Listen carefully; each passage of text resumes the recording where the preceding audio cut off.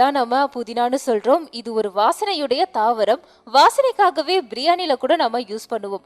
வாயில இருக்கிற துர்நாற்றத்தை போக்க இது வாயில போட்டு நல்லா மெல்வதாலேயே வாய்க்கு நல்ல புத்துணர்ச்சி கிடைக்கும். அதனாலதான் மென்டோ ஃப்ரெஷ், சிவிங்கம், மவுத் வாஷ் இது எல்லாம் கூட இந்த புதினாவை வச்சுதான் யூஸ் பண்றாங்க. இது உடலுக்கும் குளிர்ச்சியை கொடுக்கக்கூடிய ஒரு தாவரமாகும். நிறைய மருத்துவ குணங்களை கொண்டிருப்பதால் இந்த புதினா இலைகளை நீங்க டீ போட்டு கூட குடிக்கலாம். இதன் மூலமா நிறைய நன்மைகளை கூட பெற முடியும். தலைவலி, ஜீரண சக்தி, வாயு ஆரோக்கியம்னு நிறைய ப்ராப்ளம்ல இருந்து விடுபடவும் இந்த புதினா யூஸ் ஆகும்.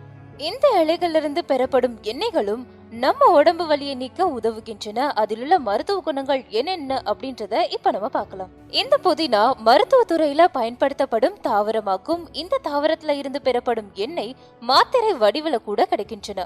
நிறைய உணவுப் பொருட்கள்லையும் பயன்படுத்தப்படுகின்றன. எளிதில் ஜீரண சக்தியை கொடுக்கக்கூடிய மூலிகை. இதன் இலைகள், பூ